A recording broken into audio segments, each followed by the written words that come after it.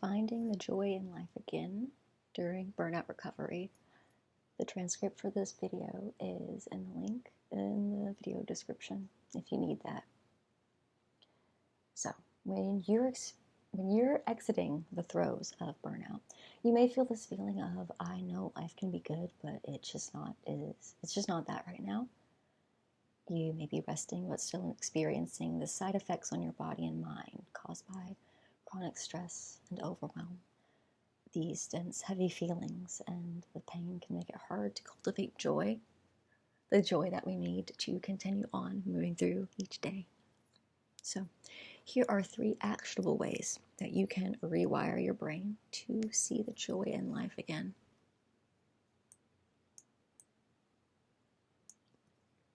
First, you're going to start small by consciously identifying things in your life that bring you even the smallest amount of joy.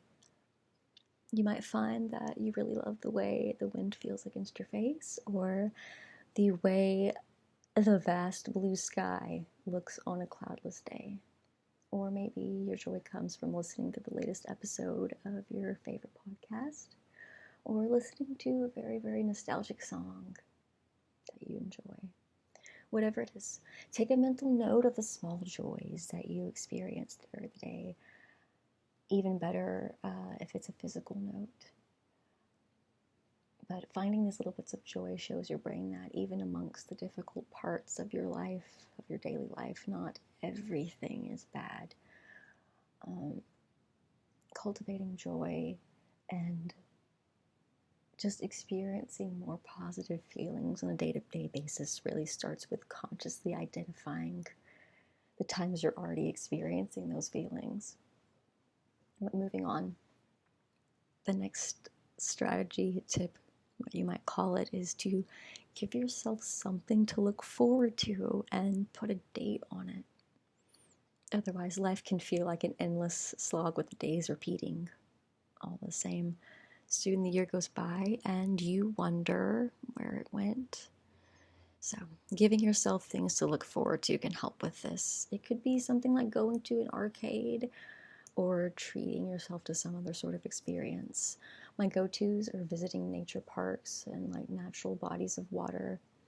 Being in nature really allows you to detach from the overwhelm of everyday life, but if being outside isn't your thing or if the weather doesn't permit, you can always set aside a chunk of your time at home to shamelessly pursue something that only benefits yourself, whether that's binging reality TV for a few hours, playing a video game you've really been looking forward to playing, or if you are, more of like a book person, reading a romantic, or what do they call it, a romantasy book that like you've been wanting to read, researching a topic that you're interested in, or doing a creative project that you've been really wanting to start, and letting yourself be a learner,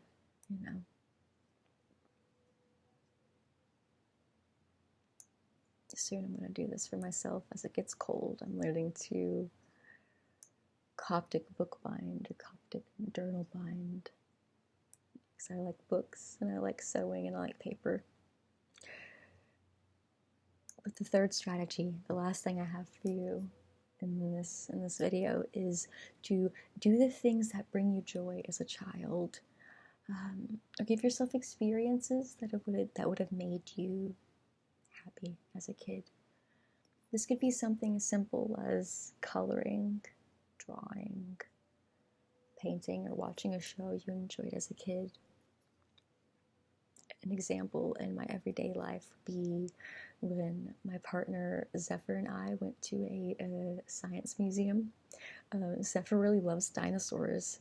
Well, they loved dinosaurs as a kid. I guess they still love dinosaurs now, but the local science and history museum had a special dinosaur exhibit on display. We chose a day to go and put it on the calendar so that we would go. It was a concrete thing, and then we had a blast.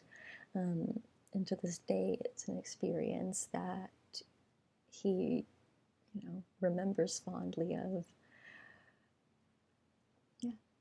And if you can't come up with anything use it as an opportunity to explore what topics and experiences pique your interest, pique your curiosity. Follow that thread of curiosity until it is no longer there.